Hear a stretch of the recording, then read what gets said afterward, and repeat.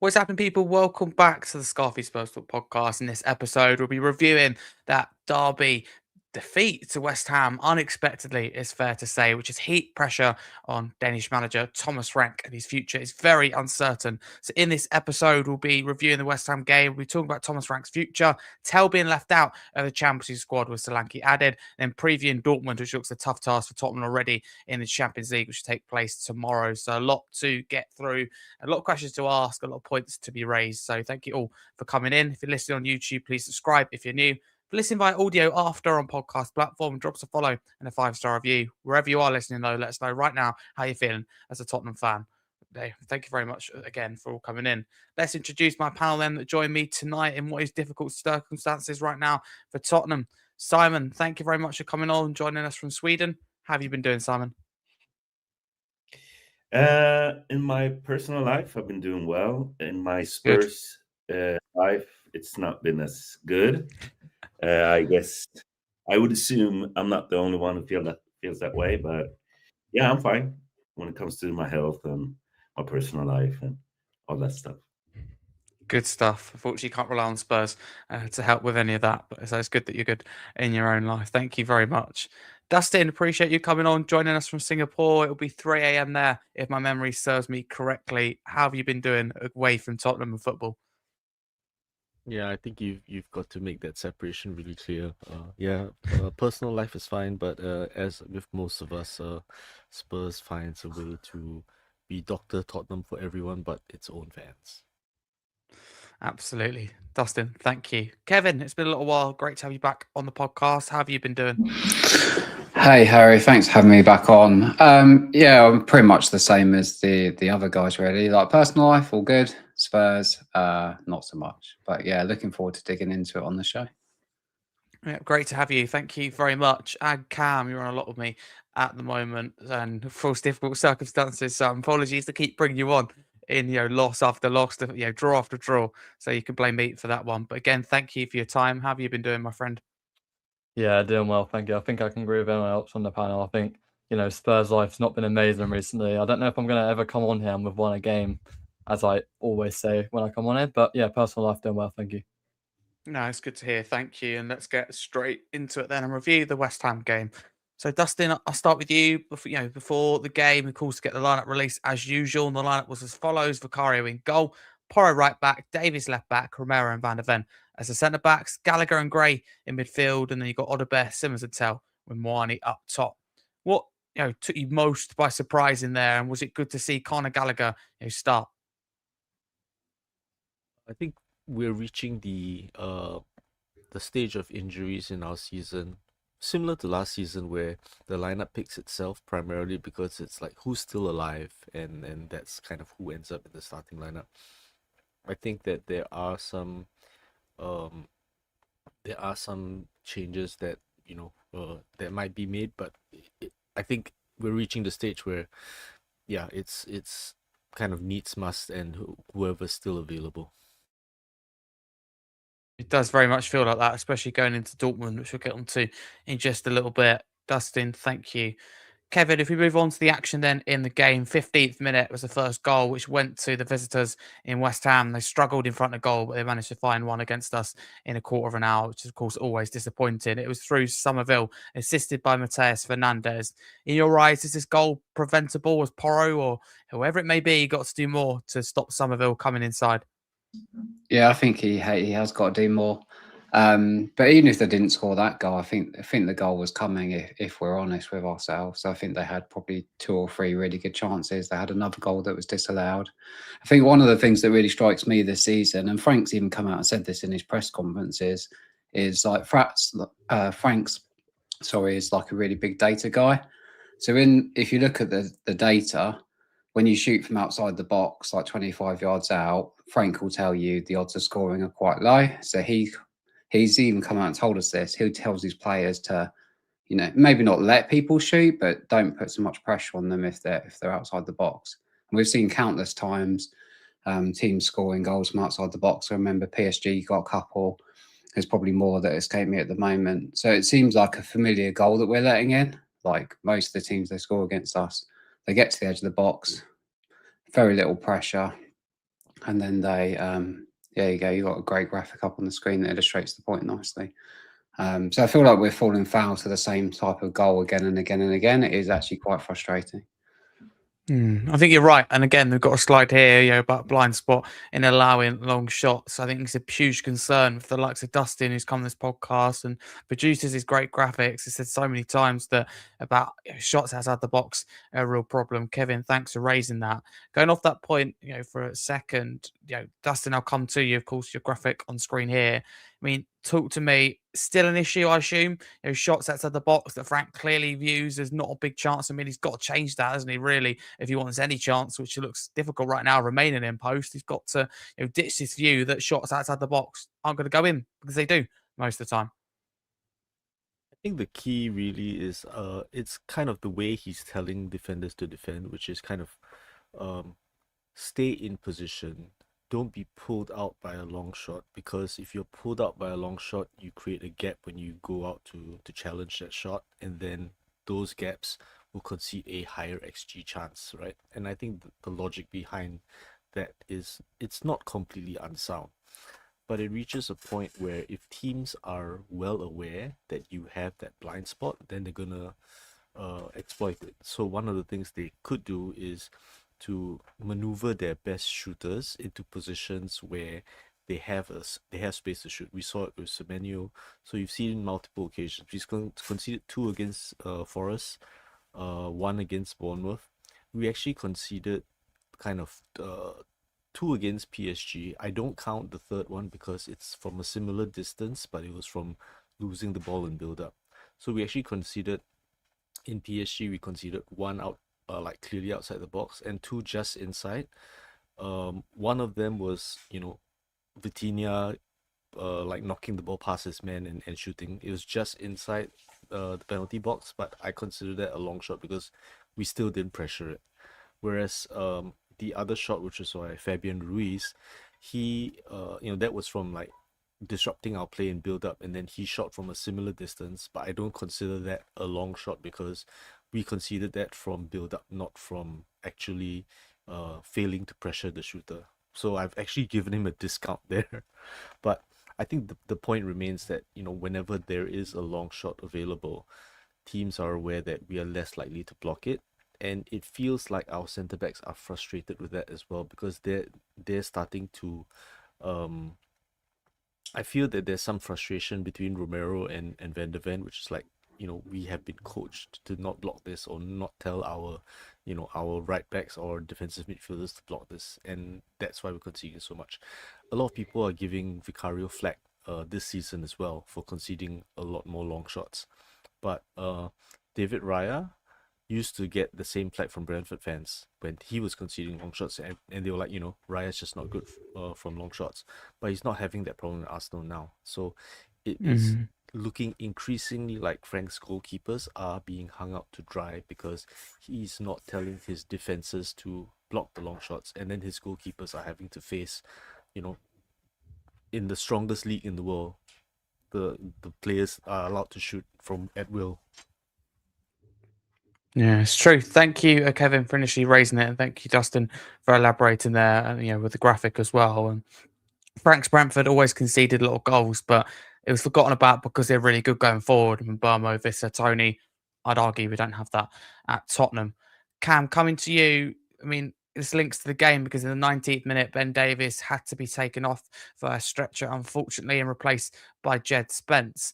And since we found out, not very good news, because the club took to social media just a few hours ago to say we can confirm that Ben Davies will undergo surgery today for a fracture of his left ankle, saying the Wales international defender suffered the injury, as we know, during Saturday's Premier League fixture against West Ham, going on to say that following the surgery, Ben will commence his rehabilitation with our medical staff. We're all behind you, Ben. So several months out for Ben Davies. I mean, it's a huge blow, isn't it? Because he's had a really good season when he's been needed. Yeah, I think even though people disagree over the fact that he should be in our squad, especially at this time, I think it's going to be a big miss considering Destiny Doggy's been out for quite some time now.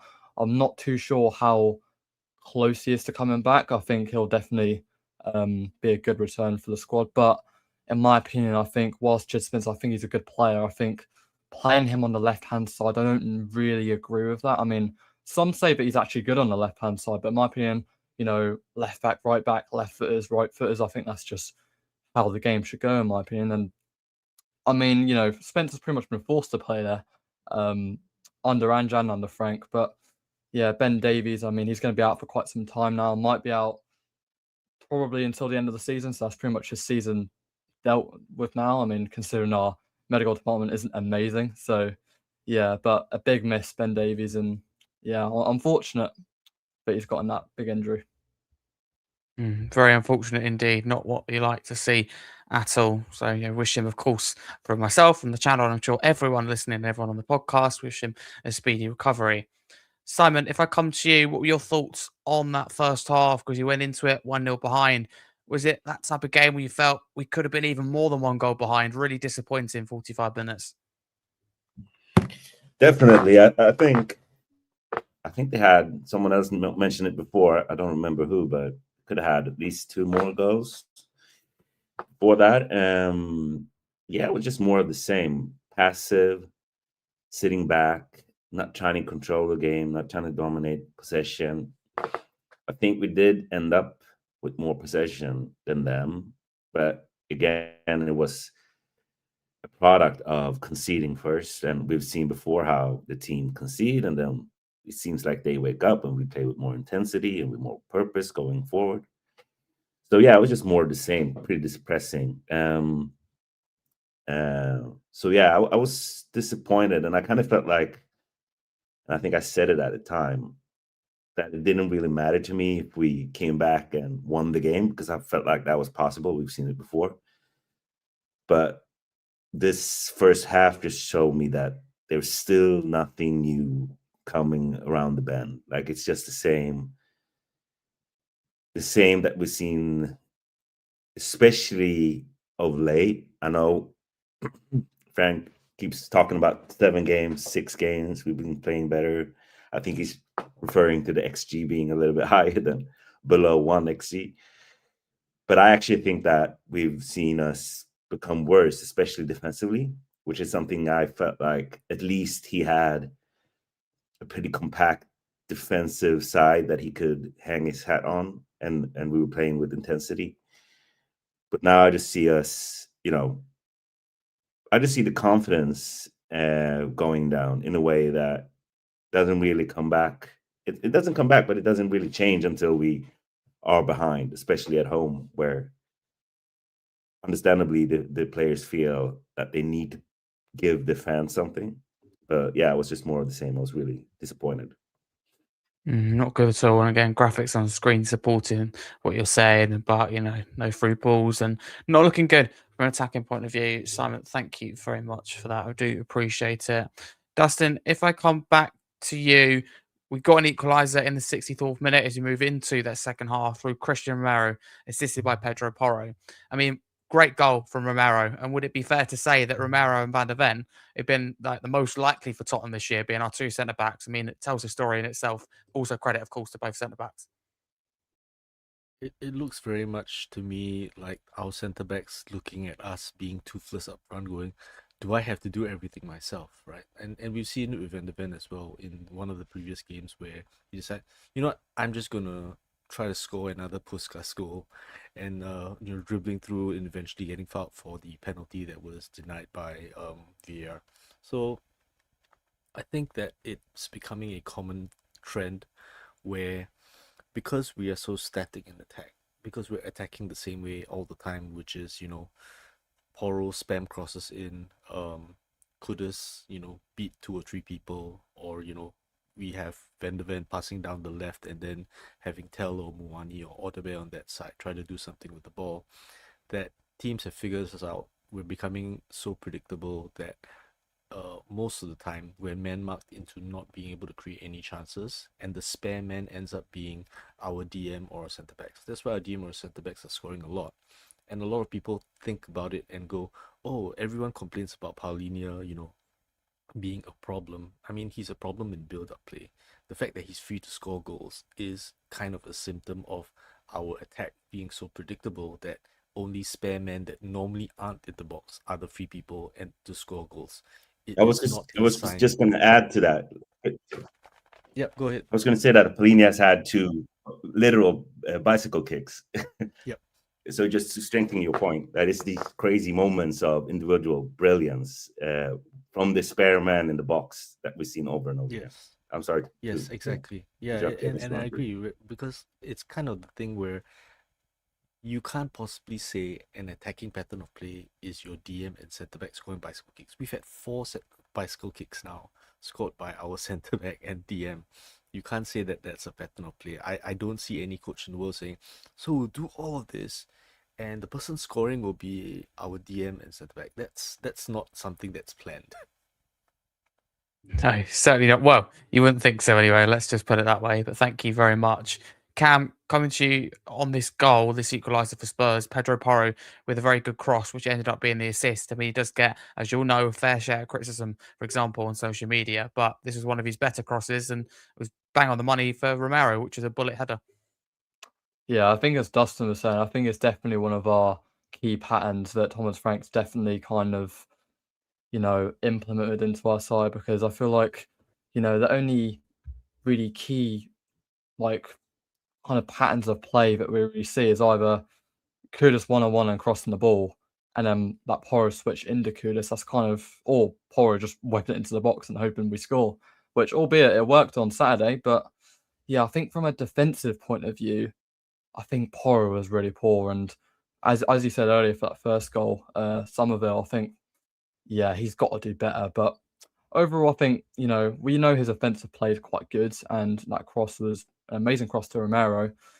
I think it gets to the point, though, where our attack and play is so inconsistent, our forwards are so inconsistent that Romero's having to get into the box and score one himself, and even that didn't get us anything in the game. But yeah, I think good goal overall, but I think, the fact that we have to rely on that so much, I think it just shows where we are at the moment.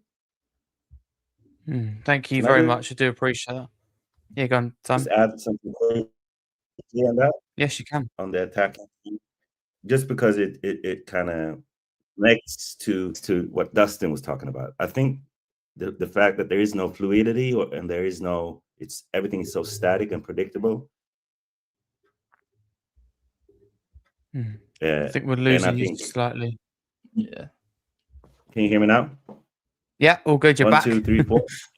Yeah, all good. You're all good. You're back. I'm gonna say, like, there's no patterns of play in the attacking third. I mean, there's no overlapping or underlapping. In this game, I saw a lot of doubling up, and even if you have better wingers, it's gonna be hard to create something if you don't have passes through the middle, overlapping, fluidity, some unpredictability in how you attack. And so I think I've seen so much. I just wanted to say this because I've seen so much slander go towards these young wingers and attackers. And whilst I do think they can do better if they're confident, I also think they're put in a pretty bad situation where they're not really getting any tactical and coaching help. And so that's why they look a lot worse. I mean, in my opinion, at least. Absolutely, Simon. Thank you very much. And Kevin, if I come to you, the winning goals from Callum Wilson in the 93rd minute got 6 minutes that were added on, and it just feels so Tottenham-like, doesn't it? A player whose contract was expected to be ripped up a few days before was delayed until after this game. Now, because of that goal, it could be a whole different situation with West Ham. They could end up keeping him, but it just feels so Tottenham. Callum Wilson was on the pitch for about 111 seconds and gets a goal, something he really hasn't done a lot in a West Ham shirt.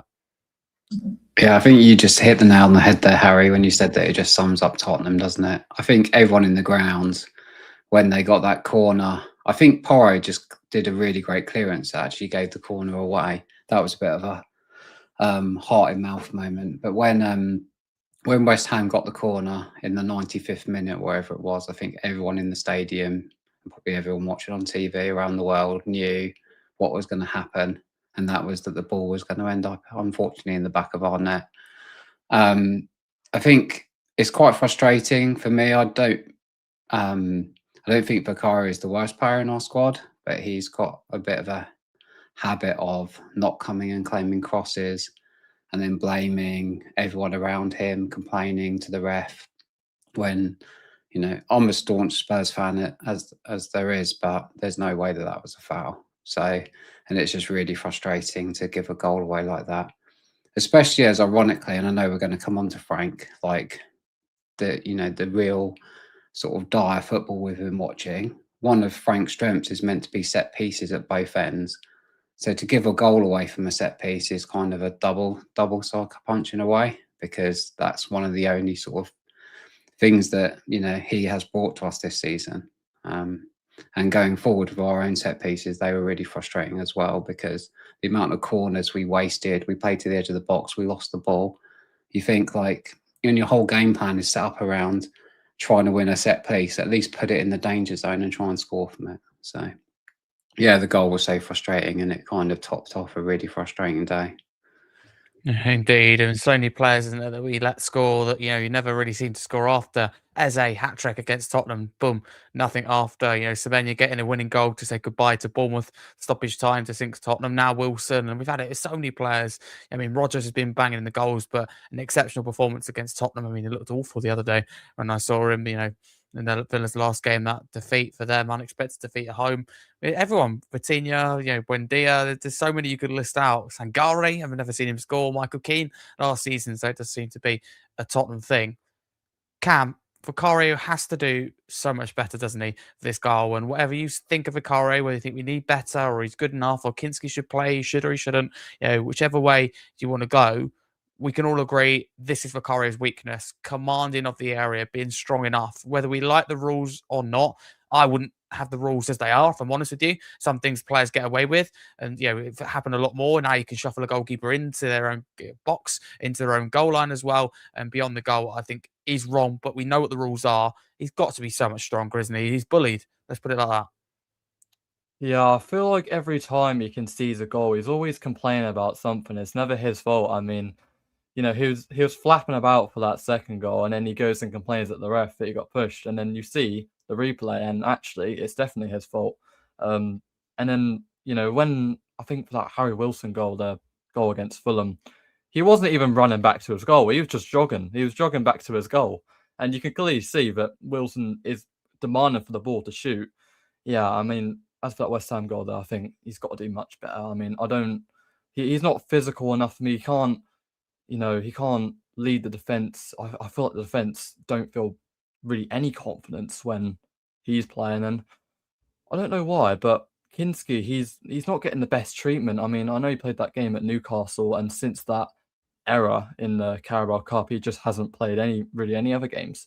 He was good against Doncaster, albeit they're a League One team, but yeah, I would like to see if Vicario does get dropped in any of these future games. I don't think it will, but I would like to see Kinski feature much more. Really appreciate that. Thank you, Cam.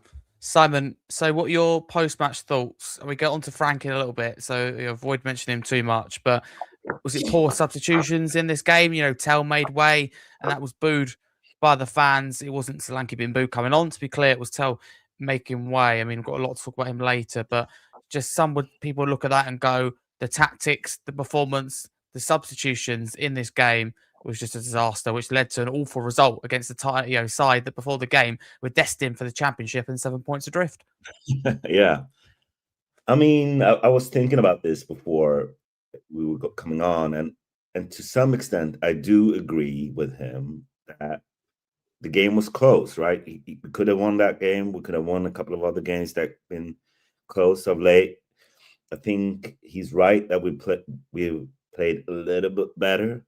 I just don't think it's good enough, and I don't think the football is good enough, and I don't think the results are good enough. And so in this instance, particularly, I think the result hurts us more than the actual performance, because coming into the game, we heard a lot about him being safe and everyone believing in him, and this positive spin, almost like propaganda, gaslighting thing that we've been fed for the last couple of weeks or months, especially from media. And so I said it at a time. I said, like, that's easy to say now, but if you lose against West Ham, London rival, at home, when you're 14th and you've won 4 games at home all year, I mean, this place is going to turn toxic. And so the performance was one thing, and I don't think it's good enough, even if, it was close and could have been, wasn't all a game, because it could have been 3-1 to them, and it could have been 2-2, and it could have been 2-1.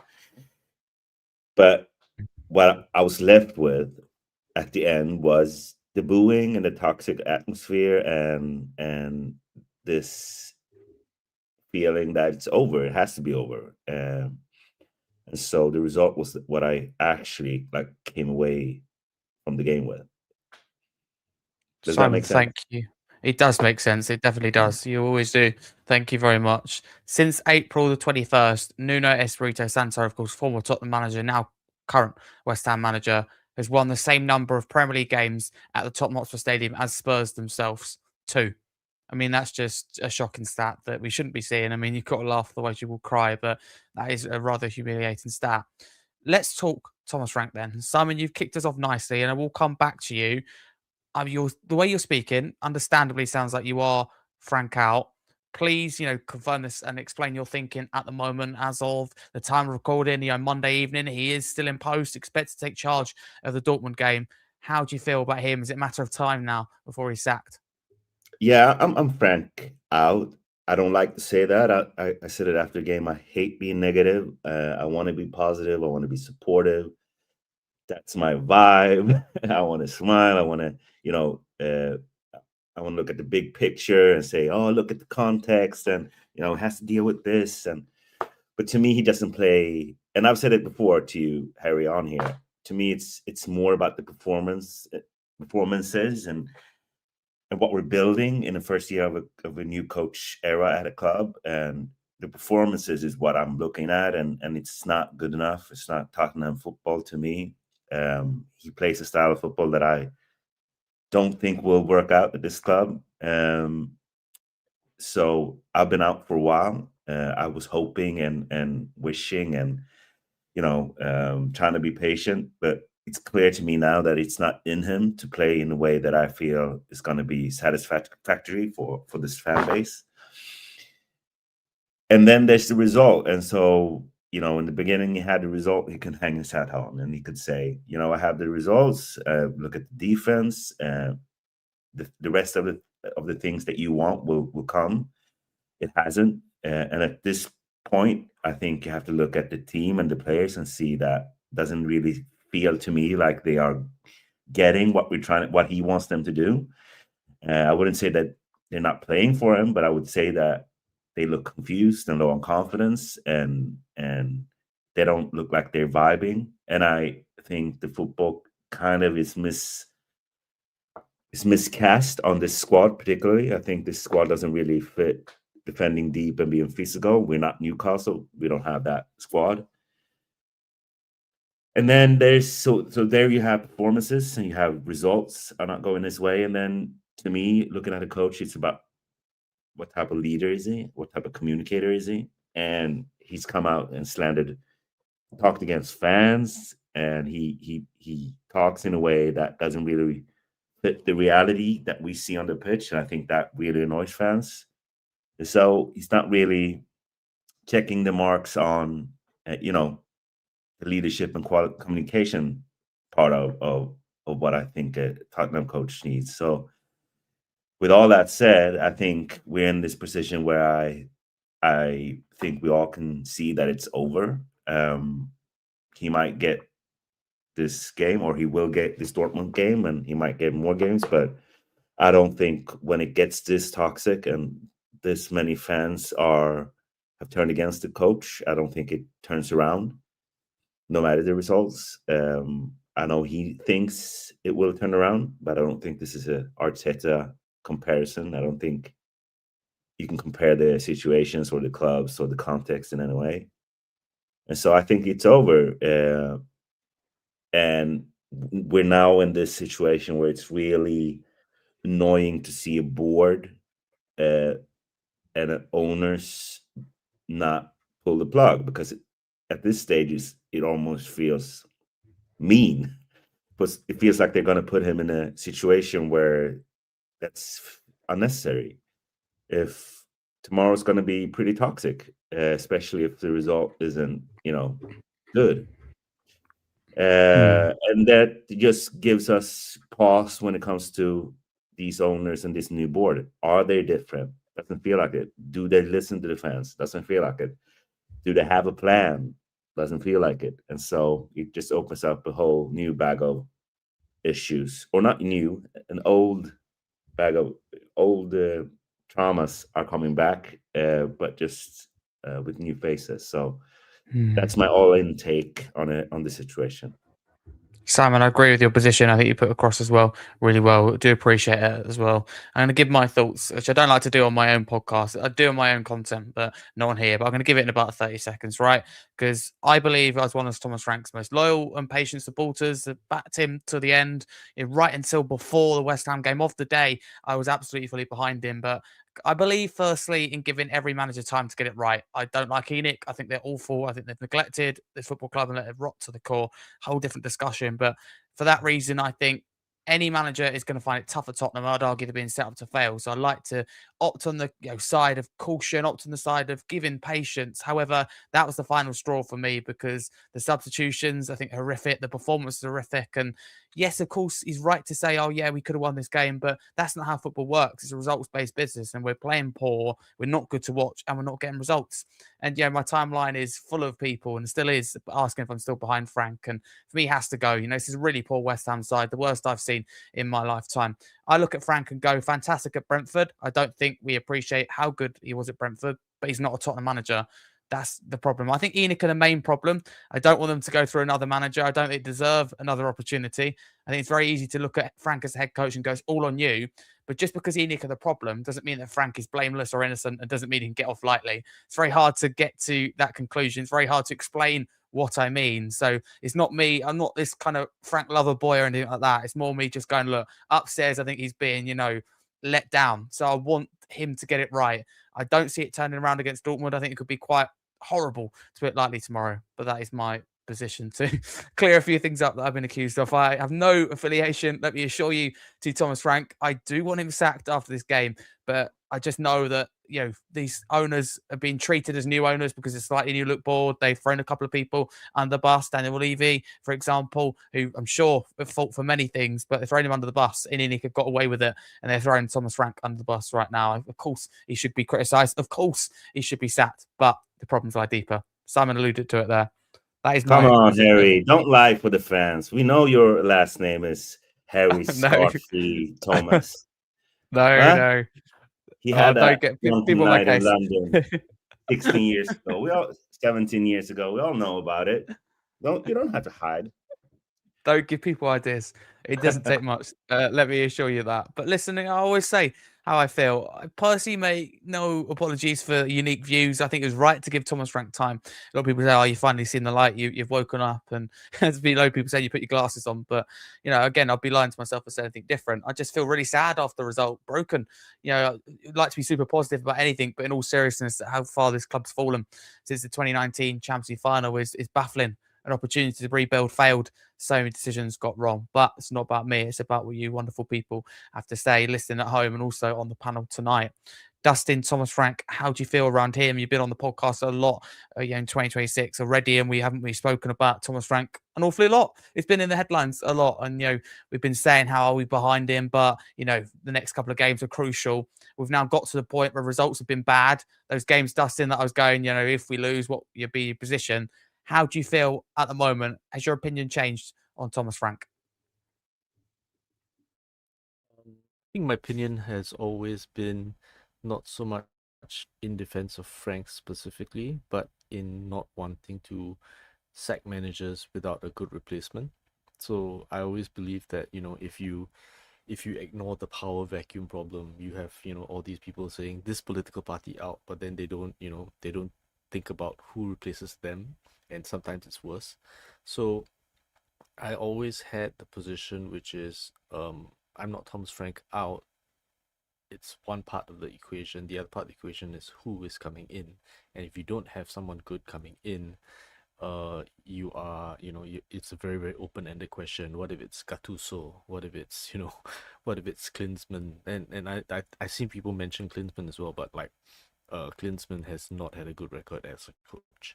So there are a few things in there, which is, I believe that you should always be open to changing your manager, even if the manager is good, if you have a better replacement.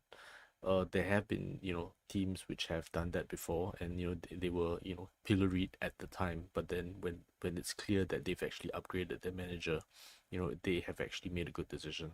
So I think the point is, during a World Cup year, a number of the best managers that are available are not available during a World Cup year. Xabi Alonso is now available. Whether he will come, it's a different thing, be with his Liverpool connection. So I think that we're not really in a position, especially now, to take advantage of good managers being available. Whether they will come, whether they want to take over in the middle of the season. I mean, it's happened with Conte as well, right? Where he didn't want to come because the timing wasn't right. I have not seen enough from Frank. I have a group chat where I think it was something like after the Fulham game, something in November. I was like, I don't think he's got the way of playing that we need, just because I was just observing how it was always down the flanks. There was no central ball progression.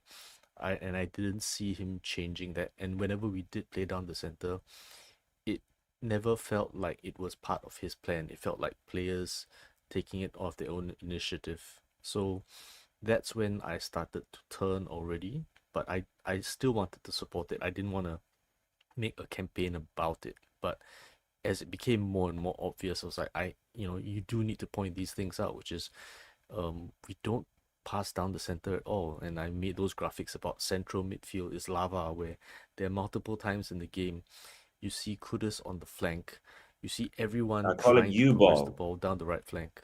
Yeah, exactly. Dustin, I call it U-ball. Yes. And there's multiple times that I can easily take a screenshot, and you can see that central midfield is completely empty. You have people trying to fight the ball down the flanks, but it's very, very easy to defend against. All you need to do is show them down the line, don't give them a way back into the center of the field, and there's no progression that can be made. So when you are wedded to that style of play, it means that you have very little odds of making central progression. And I think when I really turned was when it became clear that even our signings aren't going to prioritize central ball progression. Our first signing through the door is Conor Gallagher. And don't get me wrong, Conor Gallagher is a good player. Conor Gallagher will do well, and he is a better version of a player we already have 4 of. So my issue is not that Conor Gallagher is in. My issue is that we have Sarr, Bergvall, Bentancur, who's injured, fair enough, and Archie Gray, who all have a similar profile. And while he may be a better version of them, then what's going to happen to the other 4? Now you have to sell one of them, you have to loan another out. We already have a lot of squad balance problems, and you've added the midfield profile we already are stacked in, and not added the one that we actually need to solve our ball progression problem. That tells me the coach doesn't think it's a problem. Do you know what? Again, like with Simon, I fully agree with you. Some really good points to kick us off. Just briefly, I've got someone in the chat having a pop. John saying, if ENIC is a problem, did you protest on Saturday before other comments? So, he's just saying that I don't stand up against the ownership. Right? Again, let me be clear. I've interviewed Change for Tottenham on this channel twice. I've been in person to the protests on 2 separate occasions. One where I interviewed 7 different Spurs fans. I didn't manage to get all the clips out on time, but I did interview 7. And one where I was physically there helping set up in the morning. I decided to disappear because it's not about me. It's about the cause at all. So, I understand what he's saying. I mean, look, he has a point, right? People slag off ENIC, but there's no action. But I like to think myself personally has done a little bit to spread the word. But again, on the podcast, we welcome all views, whether you are ENIC out, ENIC in. Agree with both what Simon and Dustin have had to say so far. Cam, on Thomas Frank, like with me, you've been patient with him. I think we feel really similar, correct me if I'm wrong, about the owners in general and Thomas Frank. I think we're, to be honest with you, really close in that opinion on both. how do you feel right now about Thomas Frank? Is it a matter of time now before we just get the sack for you? Is that West Ham game, been kind of the end for you, no way back?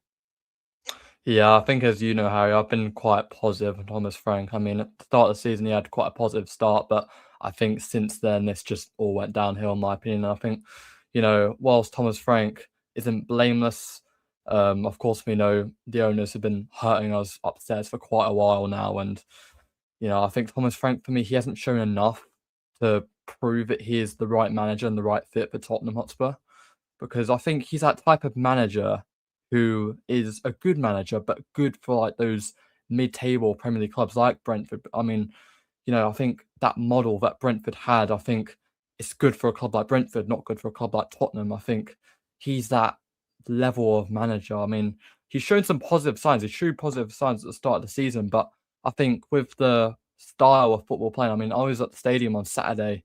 I think, the patterns of play were just so poor. I think, I mean, I'm going to go to the players as well now, not just Thomas Frank. Thomas Frank isn't 100% blameless at this club. I think, the players, I don't know if they're playing for him, I mean, it just feels like they're not given 110%. I mean, Conor Gallagher out there, I'm pretty sure he worked the hardest, and that's just because of he's came from Atletico. That's his style of play. And that was his debut. But yeah, I think Thomas Frank, whilst I've been patient of him, even with the negative games that he's had and the negative results, negative performances. I mean, at Brentford, he was that type of manager who was good in those big games, and I've not seen that at all. I mean, against Arsenal, against Chelsea, even against Man United. I mean, Man United was probably one of the more positive sides, but you can't go into these games at Arsenal and at Chelsea and play like Brentford pretty much. I mean, we pretty much rocked up there and tried to park the bus, and it didn't work simply. But yeah, he's not completely blameless, as I've said. There's individual player errors as well, which I think, I mean, I understand Frank's got his absences, I mean, with our player returns and then gotten a player injured straight away. I mean, the club have also gone and sold Brennan Johnson. We haven't replaced him yet. Frank, I mean, I know, albeit he got Conor Gallagher, but, has he really got the squad to, really compete on all fronts, as the owners have been saying, as the owners have been promising? No. But, I mean, he's part of the problem. The owners are majorly part of the problem. I'm Frank out now. I think, as you say, Harry, I'm quite positive on Frank. But after that game at West Ham, yeah, I mean, my patience is, very, very good. But I think, when it gets to that stage when, I mean, I'm sure all of you heard those boos on Saturday, it's just not good enough for me. And, with players fighting fans, with, the dressing room clear and happy, I think, it's just the writing's on the wall. And I think it's the end for Thomas Frank at this club. Again, fully agree with you. Thank you very much. Kevin, you had a lot to listen to there and get your teeth into. How are you feeling right now with Thomas Frank? For you, is it over as well? Yeah, I agree with pretty much everyone on the panel that I think Frank's got to go. I think if we're sort of fair to Frank, he has had a lot of he has been doing the sort of job on hard mode, because this is the first time in 10 years where, well, probably longer than 10 years, where we haven't had a star player. I think it's probably our starting 11 is one of the worst that I've seen in my 40 years of supporting Spurs. So I do sort of take that into account with Frank. But at the end of the day, our club motto is "to dare is to do." And that's pretty much the opposite of Frank's football. Like, his first instinct is, let's not lose this match. In every press conference, he talks about how great the other team is, how many games they've won, how much damage they can do. And I think what really got me was the Brentford game, where he came out talking about Brentford like they're a prime Barcelona. And then it showed on the pitch, because we set up and that was the worst game of football I've ever watched. We went to Brentford. This is Brentford we're talking about here. Parked the bus, stank out the joint. Yes, we got a 0-0 draw, but we're actually quite lucky to do that. And we've done that in so many games this season. Like, I think, as Cam mentioned, against Arsenal, I think we had 0.0001 XG or something crazy like that. The same against Chelsea. And he just turns up to games not to lose. He plays 2 defensive midfielders at home against some of the poorest teams in the league, conceding possession to them. His only kind of methodology to score a goal, as Dustin was eloquently explaining, is to try and go down the wing and cross the ball in, or win a set piece, or win a throw in, and get Dancer on the pitch to try and lob it into the box. So I feel like that's the type of football that maybe suits a team with a lower budget and are happy to try and stay in the Premier League over it with any means necessary. And maybe it suits a side as well that has less of the ball and is generally playing teams with bigger budgets than them, with better players than them.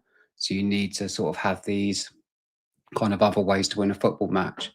And I feel like that's the thing that's really caught Frank out. He's still playing the game on Brentford settings, so he's not used to playing at a big stadium with a big club who have got a budget 10 times the club they're playing. And the club's turning up to Tottenham, probably half the league are turning up, just trying. I know maybe not anymore with how bad we've been, but like they pretty much turn up with the mindset of let's try to defend and get a point here, and that's a good result. And Frank's not used to that. He's not used to having to try and go and win the game. He's just normally focused on how not to lose the game. And I feel like that's really the key quality that Spurs fans just won't tolerate. We'll tolerate losing. We'll tolerate a lot, but we'll tolerate losing if you give your all and you attack for your life and then you go down fighting. But we won't tolerate just turning up and barely having a shot at goal. So I think for those reasons, he was just destined to fail from the very start. And I just think we need to try and close this chapter. I'd also take Dustin's great point that there's no one available right now to come in. But I almost feel like that's a separate decision. I think you just need to make the decision on Frank in the cold light of day and almost tackle the problem of who's gonna come in, after that. Because I think if we don't make a change, I sort of fear for where the season's going in quite a negative way. Doesn't look good at all. Tough games to come up as well. I actually agree with all of you. Select bits that I agree with, maybe even more, but I think you all made some really, really good points. So I do appreciate it. Just to read out then a few comments before we move on. We've got Big Country Chris who said there's no way that these players are inspired by Thomas Frank. The Ginger Palais saying, yeah, why does Frank always big up the opponents so much? So weird, actually. He's always scared of the opposition and players must believe it too.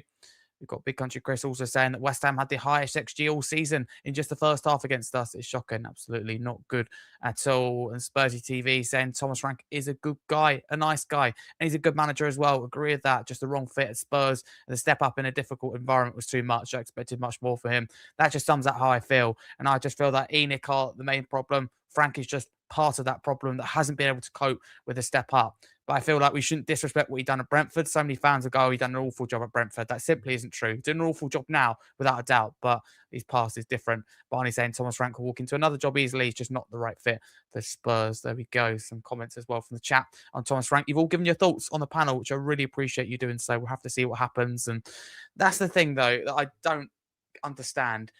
If you're going to keep him in post for the Dortmund game, it must be the board must believe he can turn it around against Dortmund. It must not be, you cannot keep him in charge, can you, for this game? And then if you plan to sack him after, if that makes sense. Kevin, do you see where I'm coming from? It would be no benefit, would it, if he's going to go either way after the game, regardless of the performance, regardless of the result?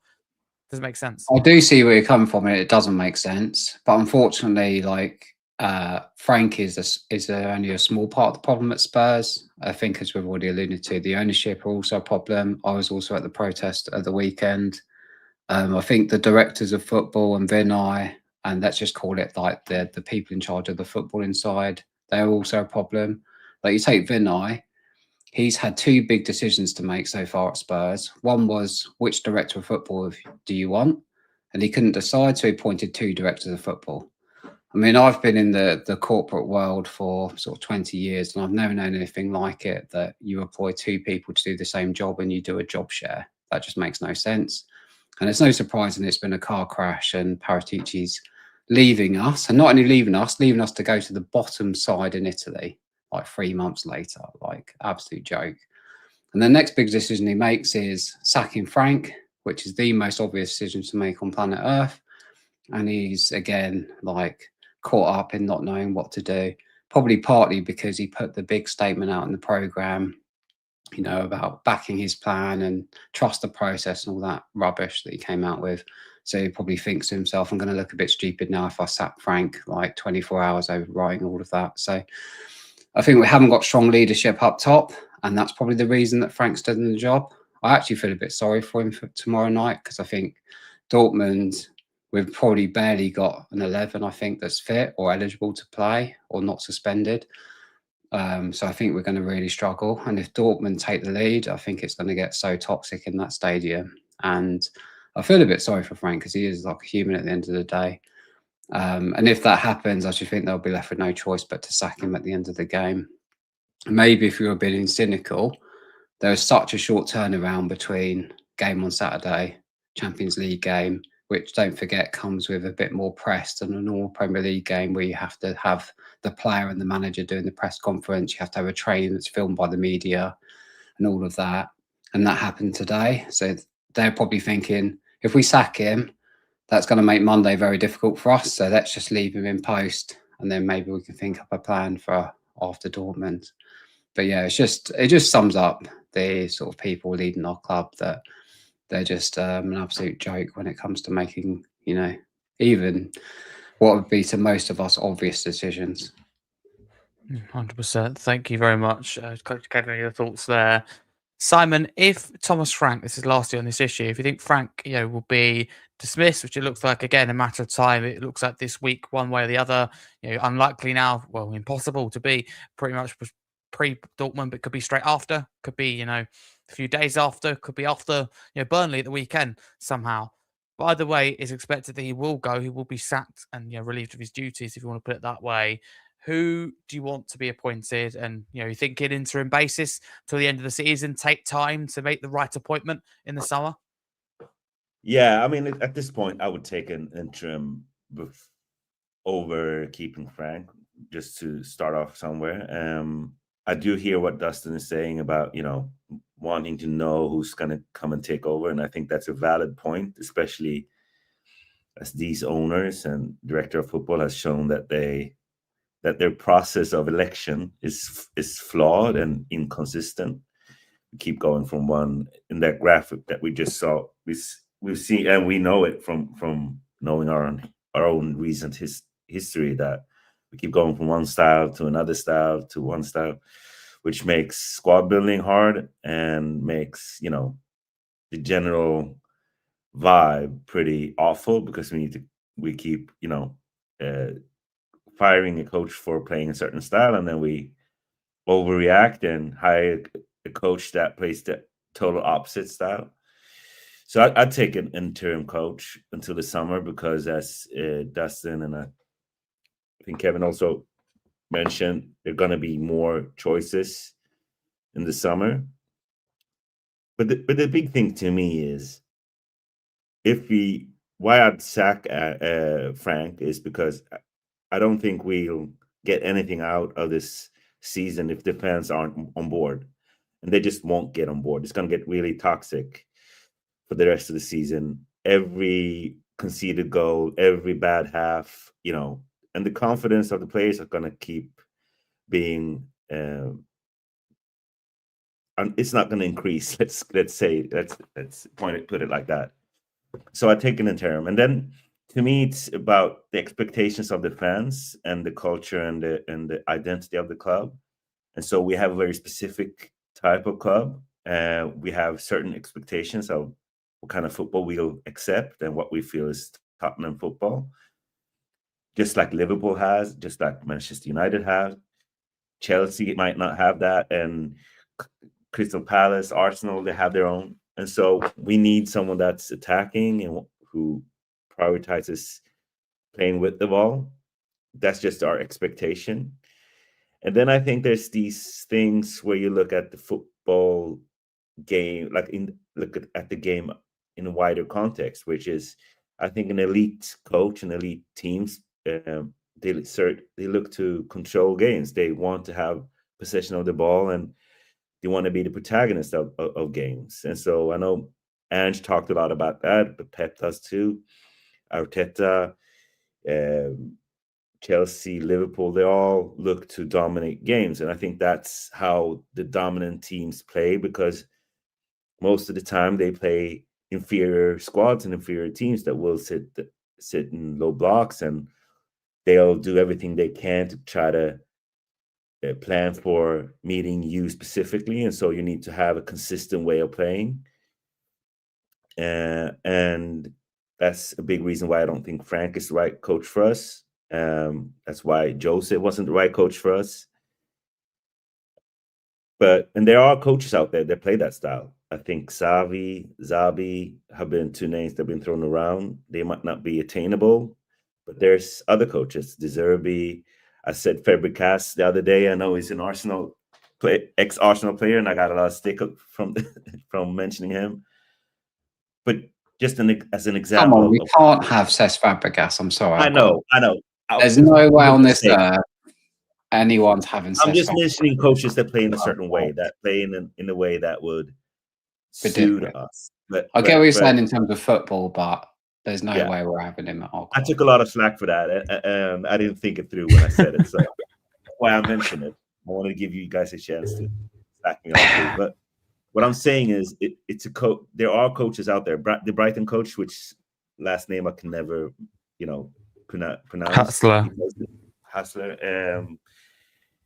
The guy that Chelsea fired, Maresca, he plays in a way that would suit us. So there's coaches that, to one extent or another, and you could talk about their leadership, the communication skills, if they're attainable, if they used to be Arsenal players. There are other stuff that might, exclude them, but I think there's a certain style and a certain way that we play and an identity that we need, because that then helps how we recruit. That helps what kind of culture we build from the squad, from the academy up. And so there needs to be an alignment, which Frank ironically speaks a lot about, but that's what's been missing, like a really set and clear way of playing and a clear identity that informs everything we do. And Kevin talked about working in the corporate world, and I worked a lot in television and production companies, and that alignment from that informs everything you do, and what everyone from the guy that's lowest on the totem pole to the guy in charge. When you know who you are and what you want to be and what you want to do, you can work smarter. And I think because we're not the richest, we're rich, but we're not, in the echelon of Chelsea, Liverpool, Arsenal, Manchester United when it comes to wages right now, we need to work smarter. And so as long as our organization and leadership is flawed and doesn't have an identity and an informed way of playing, an aligned way of playing, we're going to keep struggling, and we're going to keep, changing coaches every 18 months. So I think they need to find someone that can align us in a better way. Okay, Simon, thank you very much for your thoughts on that. I do appreciate it. Now let's progress as we get closer to previewing Dortmund. So Pat Matasar won the AFCON with Senegal. So congratulations to him. I'll just say that. Did anyone see the AFCON final? Anyone watch it here on the panel? Mate, that was absolutely ridiculous. That was ridiculous. Crazy, wasn't it? I've never seen anything like it. I mean, it's just AFCON, isn't it? It's ridiculous. I've never seen anything like, the ball boys trying to steal the keeper's towels and all that kind of stuff. Absolutely crazy game. Crazy game. Honestly, I can't tell you the amount of stuff that happened in that. All right, before we get on to Dortmund, Matthias Tell has been removed or left out, whatever you want to put it, the Champions League squad, replaced by Dominic Solanke. It was one or the other, and Tell's been removed, Solanke coming in. For me, I think it's a crazy decision, right? As someone that really likes Solanke, I've been banging the drum for a while that when he's fit, he's Tottenham's number one striker. I will continue to bang that drum as much as I like Richarlison, as much as I want Scarlett to get minutes. I should think, Solanke should be the number one striker. Having said that, he's just come back from injury. He's not fit. Tell's in better form and he's in a fitter state. And of course, you saw the reaction from Spurs supporters when Tell was substituted with Solanke coming on. Dustin, your thoughts on this news? I find it baffling. Is this a prime example of Thomas Frank being unable or ignoring, to read the room? It's ludicrous, just because Tell is one of the players that has actually come on and regardless of him being, maybe not the most experienced, he comes on and has a go. He tries to make something happen. He tries, he actually does central ball progression. He tries to take on his man.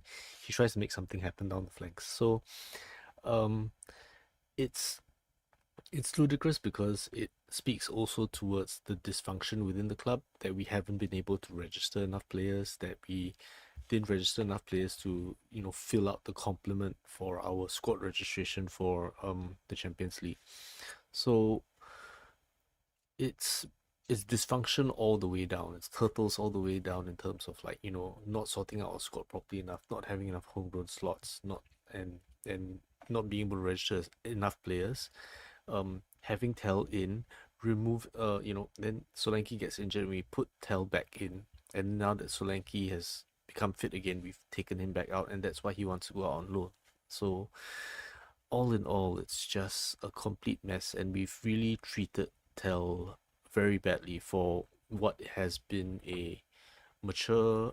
He's mature mentally. He's inexperienced as a player, but he's been very mature mentally as well. Even when last season, when Ange was fighting fans, he was the one, trying to calm everything down, talking to the fans and taking responsibility. So I feel for Tel because he's really had a rough start to his time at the club. Certainly has. Dustin, thank you very much. Cam, I mean, the reports coming out from several big sources, Matt Law for the Daily Telegraph, for example, always has been reliable. He said that Tel and his camp are not happy about this. You can't blame them, can you, really? Nah, you can't blame it all, to be honest. I think the treatment of Matis Tel at Tottenham is disgraceful, to be honest. I mean, with the players we have out as well, and even the lack of wide players that we have as well. I mean, our only wide players that can really play in that position are Tel and Odegaard. I'm not going to count Kolo Muani or Kudus, because Kudus is injured and Kolo Muani is a striker, or at least I think Frank should play him as a striker, but he just plays him everywhere at this rate. But yeah, I think you can't really blame Tel at all for wanting a loan move or wanting out of Tottenham, as it's been reported. Because, I mean, I just think he hasn't been getting many minutes. I mean, as soon as he has a good game or impresses, he's instantly on the bench again. I don't really get it, in my opinion. And yeah, I think he's actually shown some really good size this season. Of course, when we've had good players out wide in the past, like Son Heung-min and Dan Kulusevski, I mean, obviously Tel's not at that level, and you can blame the owners for that. Poor squad planning as always.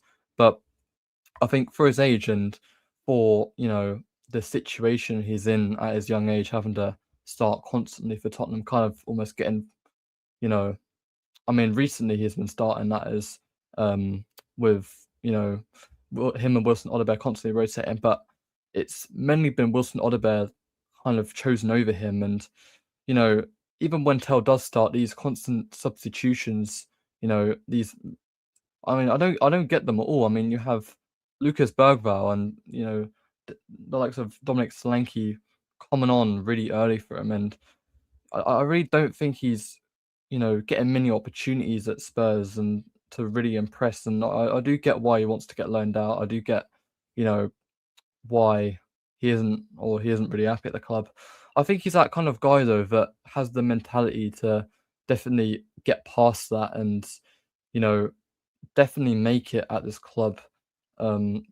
Maybe it is, going out on loan and getting some minutes. I really don't know why, in my opinion, why the club would approve of that, because, I think our only fit winger from there is Odobert, and we're going to have to play someone like Kolo Muani on the right until Kudus is back.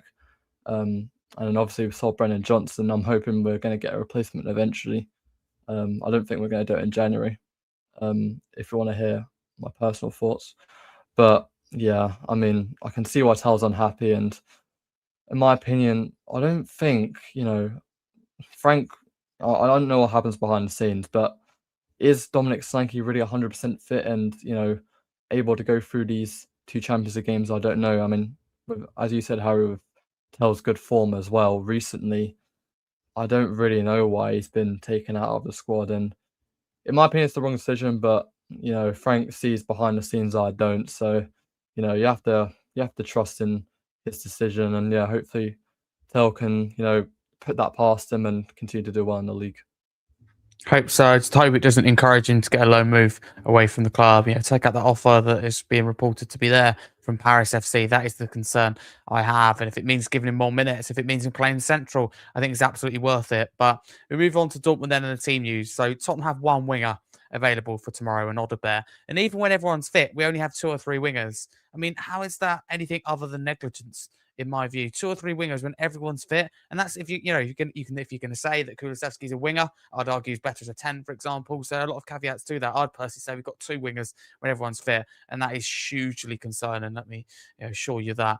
But latest team news then. So Xavi Simons is available and in line to start, which is fantastic. So it looked like 15 players out. I believe it's going to be 14, but only 11 registered first team players are available. Solanke replaces Tell in the Champions League squad, as we discussed, and Yao Polinia is unavailable. But thank goodness we saw both Archie Gray and Xavi Simons, because otherwise it would have been quite a few players, 15, 16 missing for Tottenham. So, I mean, not good at all. Kevin, a damning team news report from Thomas Frank today, one that we knew was coming a couple of hours before, but we didn't want to hear. I mean, it could have been worse though, couldn't it? I mean, we've got to look at the positives here, but it looks like we're really down to the bare bones through suspensions, Van de Ven, and mainly also through injuries. Yeah, it isn't great reading. I think I touched on it earlier. I feel like Frank is a bit of a dead man walking tomorrow, because although I really don't want it to happen, I can't see anything other than us losing tomorrow night. I mean, Dortmund are a quality side. I think they're second in the Bundesliga, if I'm not wrong, and that's a strong league. Second in the Bundesliga, and they've only lost once all season, and in the hottest form in the Bundesliga as well, apart from Bayern Munich.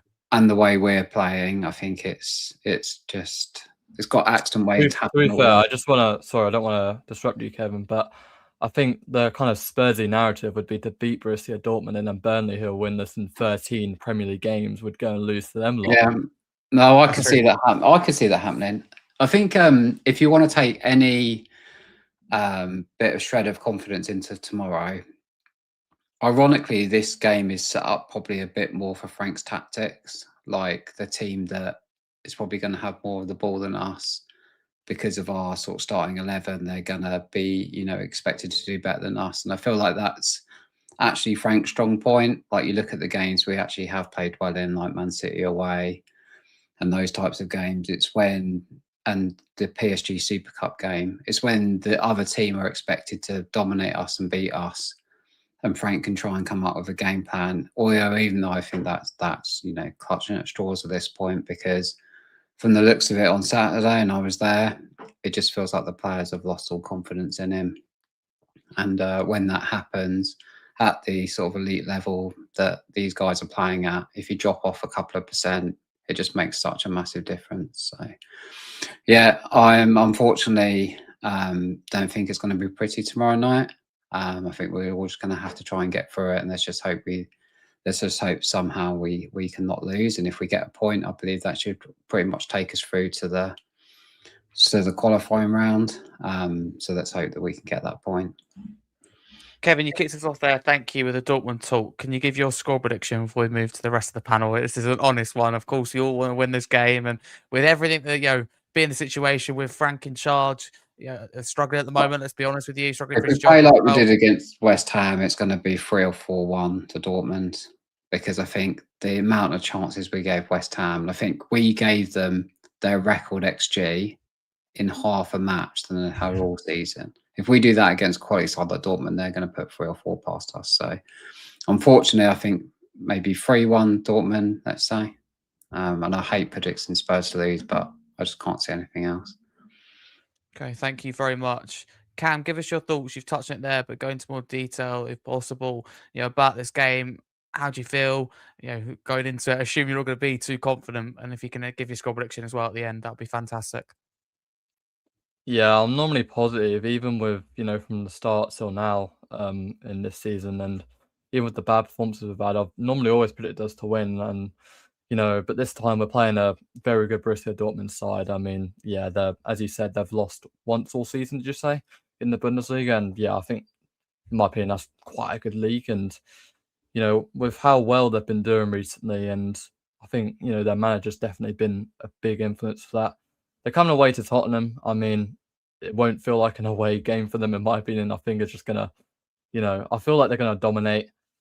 But I have seen though, I've just realised it as well, is we're unbeaten at the Tottenham Hotspur Stadium in Europe in quite some time now. I don't know if that's going to kick in tomorrow night. I mean, I don't think it will, in my opinion. But I've always predicted. Oh, I think we've lost you there, Cam. But I think we get what you're saying, how you are usually positive, but not so much for this game, but do appreciate it. But of course, that's what happens sometimes in a live podcast. You do lose audio, but again, we can pick up what Cam was saying. Cam, thank you very much there. Dustin, how do you feel about this game? Spurs injury problems plague us again. Absolutely, Taken off podcast an injuries air now. boot. What's going on? Dustin, do give us your thoughts on your score prediction. I think I concur with Kevin in the extent that I think that we are slightly better, or it plays more into Frank's game plan when we play a team that wants to have possession and wants to attack us. And I think a big part of the reason is that one of the ways that Frank tries to generate chances is to disrupt a team in their build-up and then take the ball from them there. So he's better at breaking down the team when they are not settled in defense. So if we press well, and we've seen that in the PSG Super Cup game, for example, which is if we start with an intense press and we manage to win the ball before the team has a chance to transition back into the defensive shape, we can be dangerous. And I think that is one area where we can try to have some joy. Paulinho is injured, and if we're talking about being able to press a team into losing possession, I think that he will be one of the critical players happen.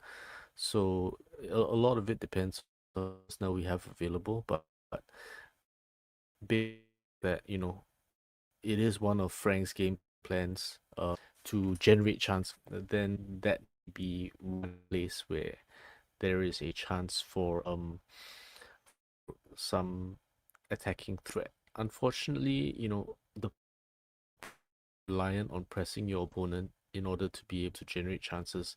It also means that if your opponent, ups their game or finds a... I think we are losing you a bit, unfortunately, Dustin, with audio. But again, we can pick up what you're saying. Again, typical live podcast. But Dustin, thank you very much. We can again pick up what you're saying. I do appreciate it. Gives some good slides as well as always. So Simon had to jump earlier. I want to thank you very much for coming on. We just had Kevin, who again had to jump as well. So thank you very much. I think that wraps up nicely for the podcast. But before we do end, Cam, before you cut off, we didn't get a chance to hear your score prediction. So what would be your honest score prediction? Yeah, I've lasted everyone else here somehow. As I was saying before I lagged out, I'm going for a 3-1 Broussia Dortmund win. Every time I predict about Spurs win, we always lose. So I'm hoping it goes the other way this time. But I don't really see anything less than a Dortmund win. The most we might get out of the game is a draw. But yeah, I don't really see us winning this game, even at home. No, again, appreciate your honesty. Dustin, I think you are back. If you want to wrap up what you were saying and give your score prediction. Sorry that we lost you there. Thank you for coming back. I think have we got you? Yes, I think we have. Oh, sorry. It's all right. We can hear you. Okay. Yep. Sorry. Where did I stop? Yeah, I think basically That's right. the way that Dortmund play, if we can disrupt their possession, we might have a chance. But if they exploit us in trying to press them and they beat us that way, which is balls over the top, bounce passes, or figuring out a way to break our press, then we're going to be in trouble, especially with the players that we have available. The squad is a bit thin, although at least we're not playing Jet Spence and Jet Spence and Archie Gray as centre backs as we were last season. Absolutely, you've got to always look at the positives. Thank you to both of you. That wraps us up in this episode. Thank you very much. Just to recap We've reviewed that West Ham defeat. We've talked about Saar winning AFCON with Senegal. We've talked about Matis Tel being left out of the Champions League squad. Previewed everything Dortmund, from team news to thoughts and score predictions. Thank you very much for watching this episode of the Scarfey Spurs Talk Podcast. If you're listening on YouTube and you're new, please subscribe for daily high quality content. For example, on the YouTube channel, they've got deliver, by the way, Spurs Spurs women content, news and analysis of every single Premier League club now, as well as England and England women. So it's a lot of good stuff going on there. So please check it out. That's daily high quality content as well. New Premier League podcast as well. If you're listening via audio podcast platform, drop us a follow and a 5-star review. The numbers have been very good tonight and competing with other big podcasts as well. Last one on Spurs. So I really do appreciate the support. Cam, where can people follow you on social media? Yeah, glad to be back on again, Harry. Yeah, you can find me on my X page, THFC_Cam. I tweet about Spurs, I tweet about football. I'll pretty much talk to you about anything, though, even if it's outside of football. But yeah, go and follow me there. I may also be starting a YouTube channel eventually. I've said that the past few podcasts now, I don't know when, but content will be coming soon, don't worry. Cam, always a pleasure. Great to have you on a lot at the moment. Thank you. And Dustin, joining us in the early hours of Singapore. Appreciate your time and commitment to this podcast and giving you my time. I cannot stress you enough how much that means to me. It's very, very kind of you, and it's a huge commitment, but also to this football club during difficult periods. I mean that. Where can people follow you on social media? Again, thank you so much.